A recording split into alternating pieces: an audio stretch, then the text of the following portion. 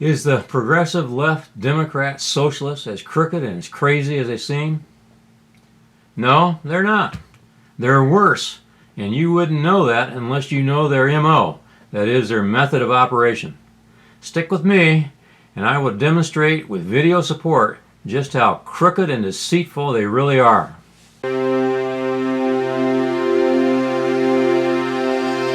Dems are different than other political parties. They have a hateful strategy that they follow to put forward their agenda.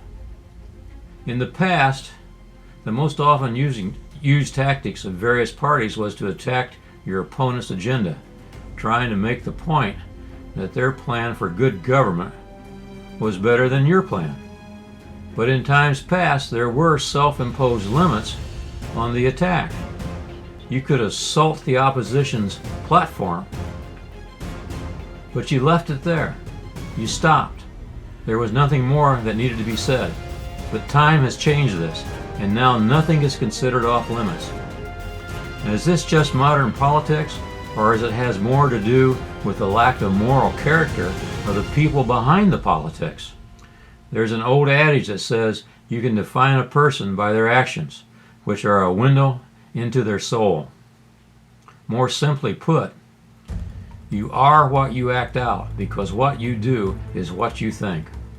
However, there is another element to this, and that is the consistency of actions over a long period of time determines the true nature of an individual or of a like-minded group of individuals.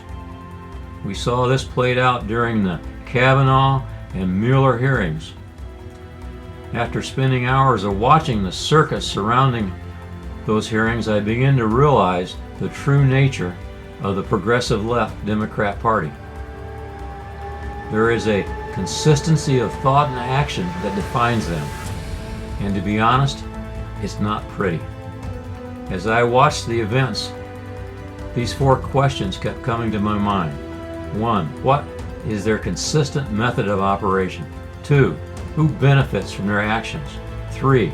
Are they dealing with facts or merely political talking points? 4. When they're confronted with the facts, do they accept them or do they continue with their ideological hyperbole? I think these are valid questions for both parties, but particularly for the leftist Democrats. As we go through various clips, you need to ask, are their methods honest and valid? Do their actions represent historically established American values? I picked out tactics that are consistently used by the left, but not consistently used by the right. And I did this to show the contrast between the two parties. Now, I'm not trying to fool you into believing that the GOP is as pure as a driven snow. They do have many problems as well. However, they are different problems than those of the left. The first and most commonly used tactic of the Democrat is that they use deceit, misinformation, and lies, which are considered okay as long as the lies satisfied the desired ends. They live by the old saying, the ends justify the means. Unfortunately, the so-called mainstream media is in partnership with them and disseminates their disinformation through fake newscasts, using party talking points and bulletins. Let's look at this clip of Obama. He repeated this mantra at least 7 times, knowing that it was not true. If you like your doctor, you can keep your doctor under the reform proposals that we put forward. If you like your private health insurance plan, you can keep it. If you like the plan you have, you can keep it. If you like the doctor you have, you can keep your doctor too. We will keep this promise to the American people. If you like your doctor, you will be able to keep your doctor, period. If you like your health care plan, you'll be able to keep your health care plan, period. If you like your doctor, you'll be able to keep your doctor. If you like your health care plan, you'll be able to keep your health care plan. If you've got health insurance, you like your doctor, you like your plan, you can keep your doctor, you can keep your plan. If you like your plan, you can keep your plan. If you like your doctor, you can keep your doctor. Now, Obama knew better, but he consistently lied to us. He ignored the facts when the facts didn't support the agenda.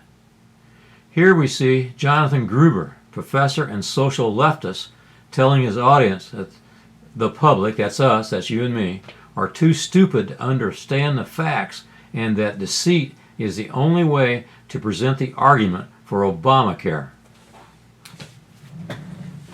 Featuring MIT economist Jonathan Gruber, one of the architects of Obamacare, suggesting, in his view, that voters' lack of sophistication helped Obamacare supporters push the bill through. This quote that I'm going to play for you, this bite, is about taxing insurance companies with the knowledge that those costs would be passed on to the consumer. Let's play that sound.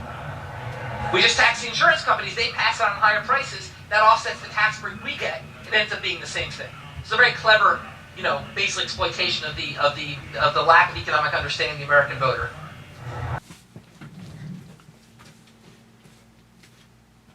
The left totally underestimates how engaged the general public is in politics.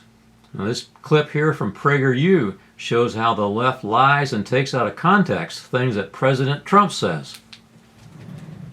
Reported that President Trump described neo-Nazis as very fine people. Only he didn't. In fact, he didn't even hint at it. Just the opposite. He condemned the neo-Nazis in no uncertain terms. So then, who were the fine people he mentioned? The answer? He was referring to another group of Charlottesville demonstrators who came out that weekend.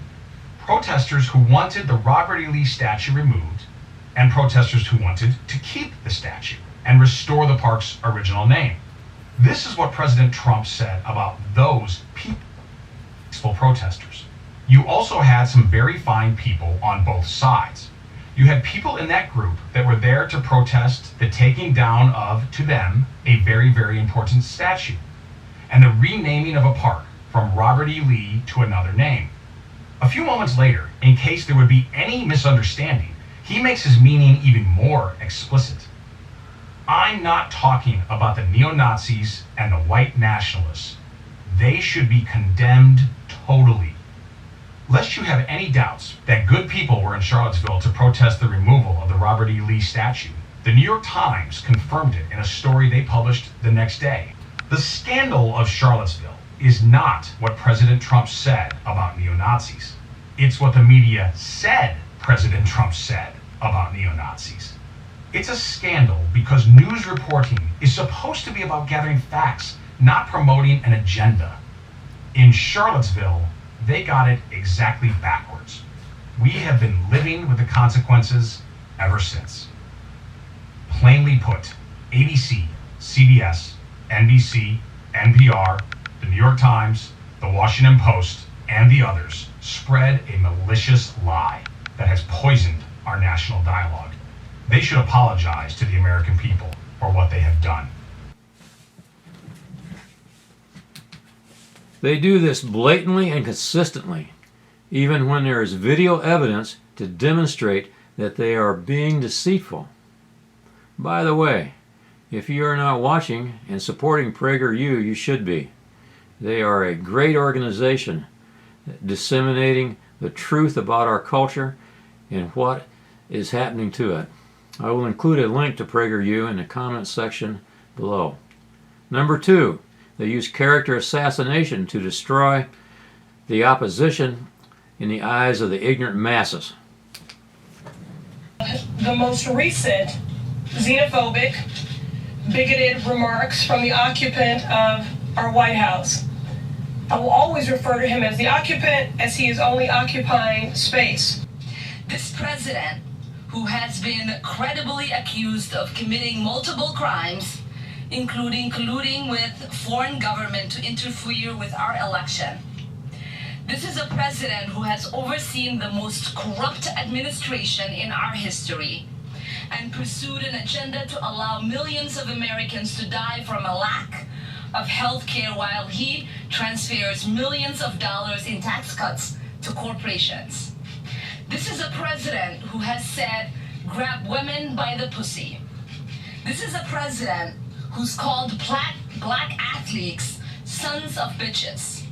This is a president who has called people who come from black and brown countries shitholes. This is a president who has equated neo-Nazis with those who protest against them in Charlottesville. This is a president who has openly violated the very value our country aspires to uphold: equality under the law, religious liberty, equal protection, and protection from persecution. The racist attack on 4 duly elected members of the United States of House of Representatives, all of whom are women of color. Number 3, they consider destruction of property as a valid way for them to get their agenda into the headlines. Point. They use fear as a viable tactic for shutting down the opposition.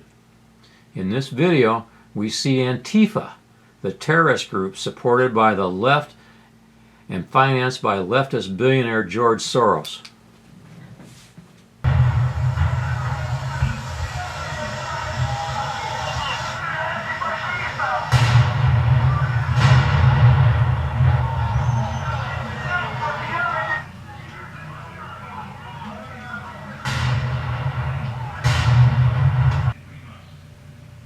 Thrown out here too. And Cole, I think it's interesting to note that this did not take long for it to turn. This was, if you're just joining us, a May Day protest, a march scheduled to start at about 3 o'clock this afternoon. They had the appropriate permits. And okay, they tried to put a flare inside this police car here. This could really end poorly. Right, oh yeah, we need to get somebody up here with some kind of a fire extinguisher. In cases like this across the country, the leftist mayors of various cities refuse to stop the violence and have ordered the police to stand down. Number 4, use of physical violence against people to increase fear and suppress the presence of the opposition. In this video, we see Antifa beating down a conservative journalist.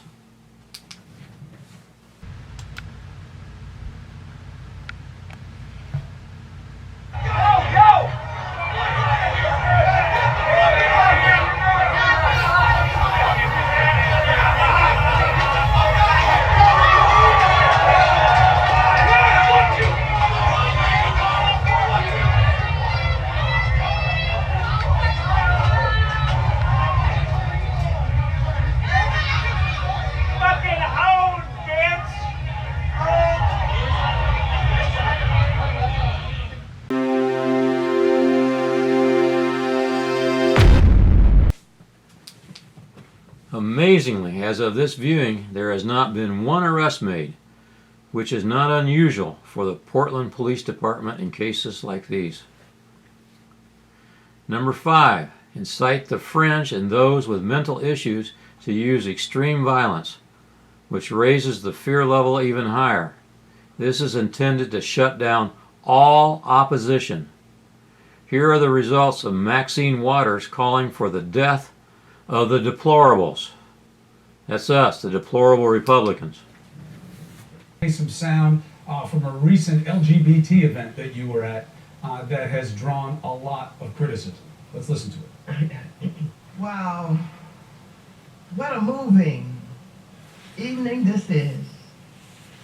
I am sitting here listening, watching, absorbing, thinking about Ali, even though I never met him. And with this kind of inspiration, I will go and take Trump out tonight. I will build a great, great wall.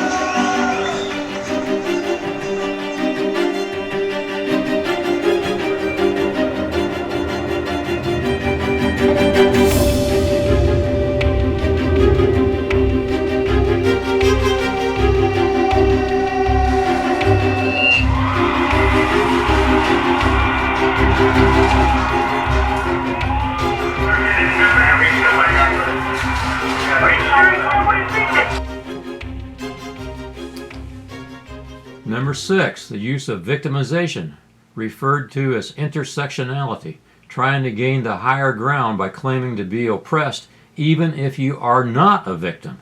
Elizabeth Warren is a master of this technique, claiming for years to have come from the underclass of the Native Americans.